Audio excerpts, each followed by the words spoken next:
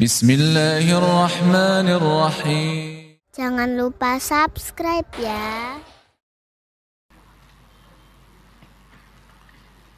Bismillahirrahmanirrahim. Assalamualaikum warahmatullahi wabarakatuh.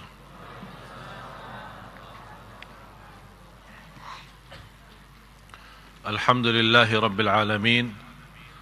وأشهد أن لا إله إلا الله وحده لا شريك له ولي الصالحين وأشهد أن سيدنا ونبينا محمدا عبد الله ورسوله الصادق الأمين اللهم صل وسلم وبارك على سيدنا محمد وعلى آله وصحبه ومن تبعهم بإحسان إلى يوم الدين سبحانك لا علم لنا إلا ما علمتنا Innaka antal alimul hakim. Maha suci Allah, Maha suci Allah. Saya tidak memiliki ilmu apa-apa, hanya saja apa yang diberikan oleh Allah subhanahu wa ta'ala. Alhamdulillah wa syukurillah atas segala kemudahan dan izin Allah subhanahu wa ta'ala, kita bersama bertemu lagi. Mudah-mudahan majlis ini menjadi saksi baik di hadapan Allah Subhanahu wa taala. Dan sesuai bulan ini, kayaknya hari Rabu ini pengajian yang terakhir ya. Rabu akhir ya. Ini Rabu yang akan datang sudah masuknya bulan puasa. Subhanallah, 6 hari lagi. Tapi siapa tahu 6 hari itu berapa ribu manusia yang akan meninggal dunia. Dan 6 hari berapa ribu manusia yang masih punya umur, tapi Allah cabut nikmat kesehatan, tidak bisa berpuasa. Dan berapa banyak manusia yang Allah berikan karunia umur, sehat dan iman, bertemu bulan puasa sampai habis. Sahabat Rasulullah 6 bulan berdoa, sampaikanlah kami kepada bulan Ramadan. Begitu habis Ramadan, 6 bulan berdoa, ya Allah terimalah kami di bulan Ramadan. Jadi mereka menhayati dan memfikirkan bulan Ramadan itu sepanjang tahun. Malah bagi orang salih, masuknya bulan Ramadan maupun tidak, bagi mereka biasa-biasa. Kenapa? Karena sepanjang tahun mereka Ramadan. Puasa berjalan, qiyamul lail, bacaan Quran, seperti biasa di Ramadan. Dan insyaallah hari Ahad, sebagaimana perjanjian saya yang saya sampaikan, janji saya untuk khusus membahas persiapan untuk menyambut tamu yang istimewa Ramadan. Apa yang kita harus lakukan? Dan sekaligus nanti insyaallah hari Ahad, karena termasuk juga kuliah duha yang terakhir, saya tidak tahu apakah kita masih punya umur lagi habis lebaran bertemu, atau termasuk saya mungkin sudah almarhum. Pokoknya saya pesan, kalau saya sudah almarhum habis lebaran, tolong didoakan. Nanti Ustaz Faruk setiap sebut ini, biasanya pengumuman dibacakan Al-Fatihah untuk bapak ibu ini. Setiap Ustaz Faruk naik membawa ini wajib bawa nama saya. Amanat ini. Oh iya, terserah ini. Karena jujur saja, apalagi akhir-akhir ini, saya bicara jujur Bapak Ibu, hampir setiap malam saya mimpi mati. Setiap malam. Amin. Yang penting saya harap doanya panjang umur, sebagaimana kata guru saya, kalau kita berdoa minta panjang umur, jangan minta panjang umur saja, tapi panjang umur yang berguna, panjang umur yang taat, panjang umur dalam keadaan iman. Inilah yang bermanfaat. Susah sekali kalau kita mendengar seorang, mohon maaf, semakin tua malah semakin parah. Ini masalah besar ini. Banyak diampuni oleh Allah kecuali orang yang tua, yang semestinya semakin tua semakin baik. Semakin tua berarti tanda-tanda mendekati kematian sudah timbul, sudah muncul, tapi dia masih berlaku zina, jauh dari Quran, jauh daripada, itu bahaya. Itu bahaya sekali. Oleh karena itu Rasulullah SAW sudah menjelaskan, di antara manusia yang dilaknati Allah Subhanahu wa taala yang sudah tua tapi masih berlaku zina. Maksudnya apa? Karena semakin tua yang namanya sudah tidak ada hawa nafsu ya. Beda sama syahwatnya pemuda, seorang yang memang batinnya banyak tergoda. Oleh karena itu kita harus betul-betul berdoa. Sebenarnya Bapak Ibu, untuk meminta petunjuk dari Allah, InsyaAllah kita semua dapat. Tapi yang perlu kita perhatiin saat berdoa, bukan hanya minta petunjuk, tapi kita harap petunjuk itu membawa kita sampai akhir hayat. Itu yang dinamakan istiqamah. Hidayah istiqamah, sedekah istiqamah, salat malam istiqamah, baca Quran, biar sederhana, biar sedikit-sedikit, tapi istiqamahnya itu luar biasa. Sampai ada seorang datang kepada Rasulullah SAW, ya Rasulullah, saya merasa diri tidak bisa berbanyak amal, tolong kasih nasihat, wasiat, supaya saya megang wasiat itu. Rasul mewasiatkan dua, beriman, jaga iman. Yang kedua, istiqamah atas iman. Untuk memiliki iman bukan sesuatu yang sulit, tapi yang sulitnya adalah istiqamah atas iman itu.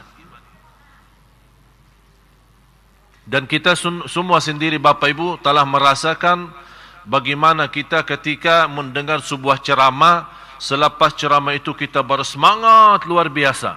Baca Quran, salat, menjaga majlis ta'lim, menjaga salat malam. Tapi sekian lama, 1 minggu, 2 minggu, apa yang terjadi? Turun.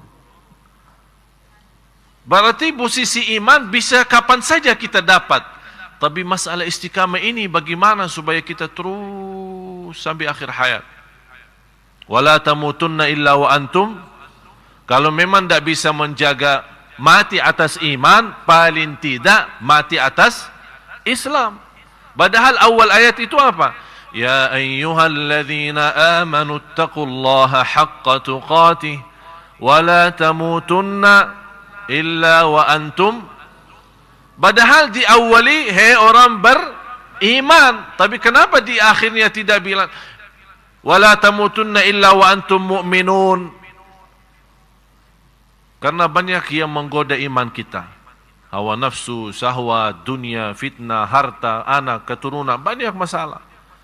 Kalau memang tidak bisa menjaga iman sampai akhir hayat, paling tidak jangan sampai terlepas daripada Islam.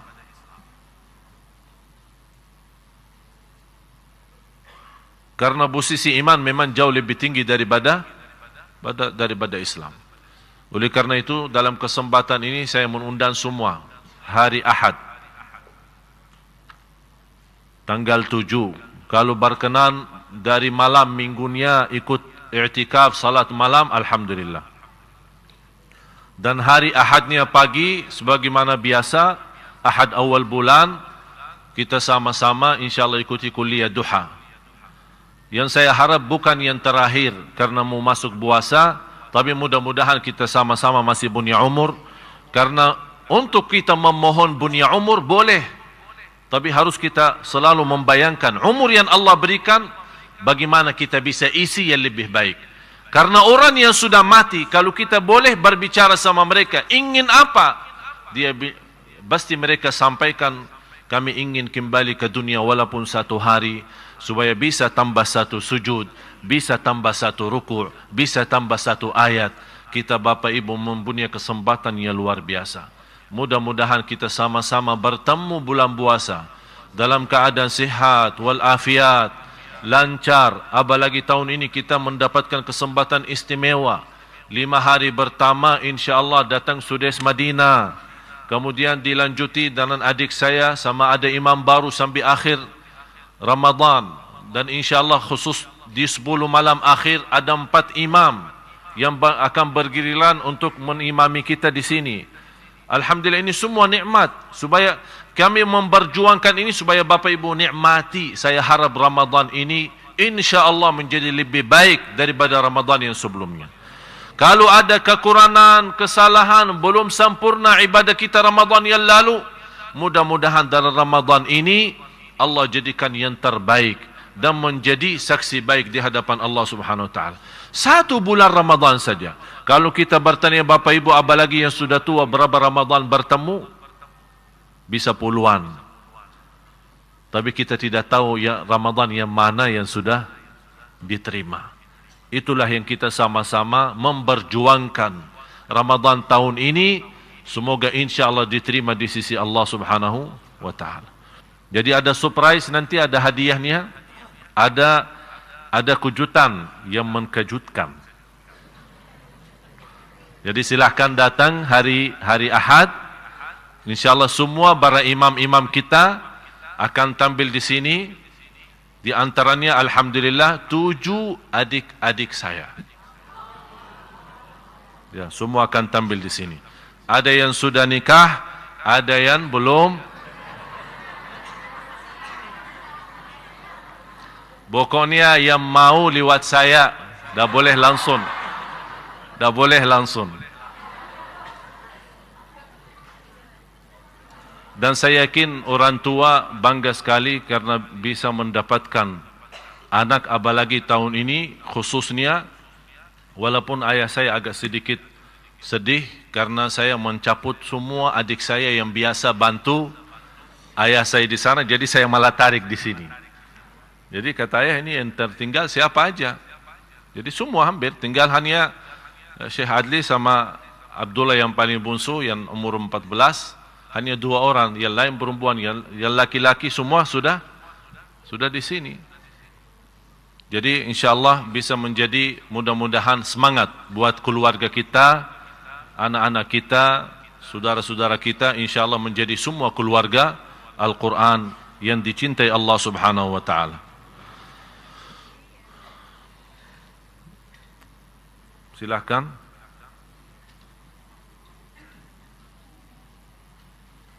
Ini bukan Al Jazeera ya.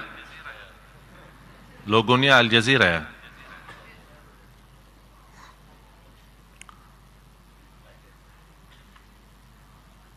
Bisa dibacakan yang ingin mau nulis. Karena saya menyampaikan 10 kunci ini, tapi karena komentar dari para jamaah belum sempat menulis 10 kunci itu, walaupun saya sudah pernah bahas, ini kesempatan untuk Bapak Ibu menulis atau bisa direkam atau digambarkan lewat kamera. Sekarang di mana-mana ada kamera, tinggal foto daripada foto saya aja. Bisa foto, ada ini yang bermanfaat, berguna. Silahkan Ustaz Farouk. 10 kunci untuk menghayati Al-Quran. 10 kunci menghayati Al-Quran. Yang pertama, cinta Al-Quran. Ya, terus. Yang kedua, menghadirkan target dan tujuan membaca Al-Quran. Yang ketiga, dengan sistem bacaan dijadikan hafalan. Dan yang keempat, dengan sistem membaca dalam sholat. Dan yang kelima, dengan sistem baca di waktu malam hari, khususnya di waktu sahur. Dan yang keenam, dengan mengeraskan suara dan melakukan bacaan Al-Quran. Kunci yang ketujuh, dengan cara mentartilkan Al-Quran. Dan kunci yang kedelapan, dengan metode mengulangi dan juga cara berhenti dengan tepat. Dan yang kesembilan, dengan membagi ayat-ayat dalam Al-Quran dalam sistem wirid. Dan yang terakhir, nomor 10 atau kunci menghayati Al-Quran nomor 10, yaitu dengan sistem mengikat bacaan Al-Quran.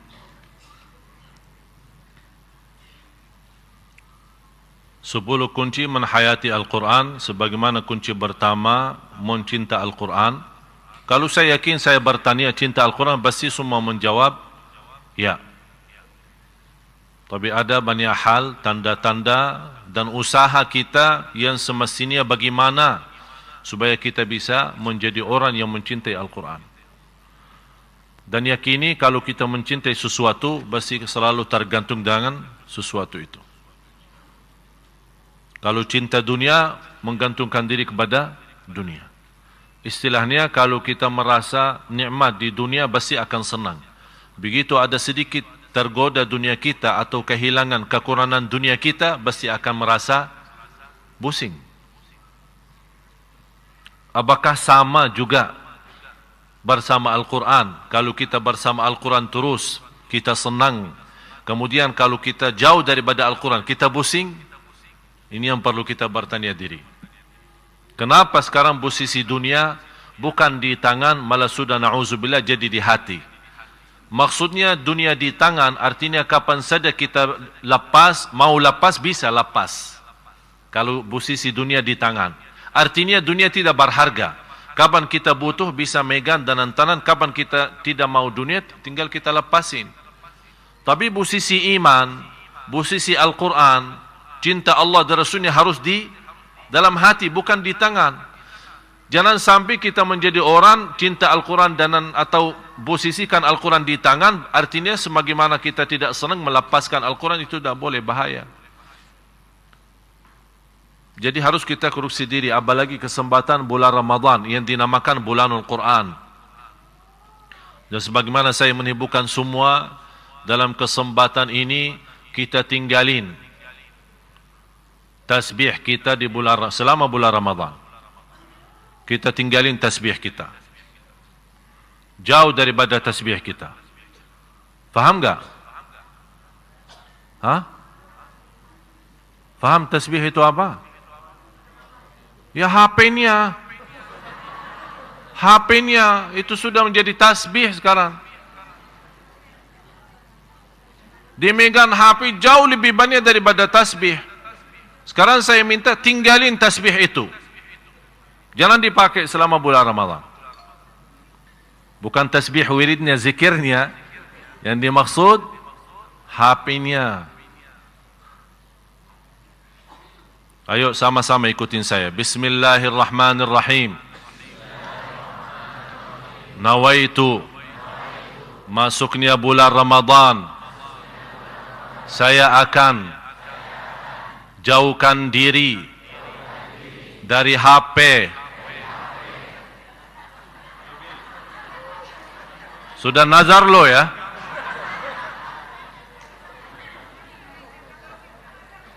Ya memang kalau kita tidak bisa nikmati Ramadan, kita tidak tahu. Mohon maaf Bapak Ibu, bisa jadi Ramadan ini yang terakhir. Udah kita nawaitu betul-betul lillahi ta'ala. Kalau tidak bisa sepenuhnya, tidak apa-apa. La yukallifullahu nafsan. Yang dimaksud la yukallifullahu, langsung senang, hafal lagi. La yukallifullahu di sini bukan soal HP, ibadah. La yukallifullahu nafsan illa wus'aha. Ada orang begitu kita kasih nasihat, jangan terlalu banyak megang HP, apalagi BB. Apa dia jawab? Ustaz, la yukallifullahu nafsan illa wus'aha. Kalau memang tidak bisa sepanjang Ramadan, paling tidak 10 malam terakhir. Apalagi pas kita lagi iktikaf. Saya harap besok kan malam minggu ya. Sebentar lagi malam minggu. Saya harap kalau kita ikut iktikaf malam minggu tidak ada bunyi suara HP. Malah yang bunyi suara zikir kita. Suara gerakan tasbih kita. Bukan suara bunyi HP. Dan mohon maaf yang biasa lupa silent suaranya atau matiin HP-nya pas sudah masuk salat sambil Allahu Akbar, kemudian sepanjang salatnya HP-nya bunyi, dia Masya Allah khusyuknya luar biasa, tidak mau matiin HP-nya. Alasannya apa? Katanya kalau menggerakkan tangan batal salat. Saya jamin tidak batal salat. Begitu Anda lupa HP-nya dalam salat bunyi mengganggu banyak orang, gerakkan tangannya, masukin dalam ini, keluarin HP-nya, matiin, terus kembaliin lagi. Biar 3 kali, 4 kali, 5 kali gerakan, tapi jauh lebih kecil daripada dosa mengganggu ratusan orang. Kalau masih standar suaranya biasa-biasa, coba kalau suaranya lagu India. Aduh, pusing nih. Kocak he. Ya, masalah, terganggu salat kita. Kita aja terganggu, orang lain juga terganggu. Jadi daripada menjadi dosa lebih besar, kita segera atasi. Harus Bapak Ibu fahami, dosa itu ada 2. Kalau kita tinggalin, bisa menjadi lebih parah, kita atasi dosa itu. Supaya jangan menjadi lebih besar. Sekarang, mana jalan keluarnya yang lebih baik? Kita biarkan HP sepanjang salat bunyi terus mengganggu orang lain, atau kita bergerak sedikit mematiin HP-nya. Jelas bergerak sedikit, biar ada salah di sini, biarpun dosa, tapi jauh lebih ringan daripada dosa mengganggu banyak orang dalam salatnya. Oleh karena itu saya mohon, kalau seandainya lupa, ketinggalan, tidak diingatkan, kemudian Anda terlanjur sudah masuk dalam salat, Allahu Akbar, begitu bunyi HP-nya, gerakkan tangannya, matiin HP-nya. Kalau tangannya di posisi istilahnya di bawah, ya udah pas lagi sujud, megang HP-nya, matiin. Sekarang saya heran, disimpan di tas tidak disilent suaranya, disimpan di gantung baju tidak disilent suaranya, malah ada yang lebih parah, ditaruh di depan sujudnya pas tambah sujud. Jadi biarpun di silent suaranya, tapi nyala layar HP-nya. Jadi sepanjang salat,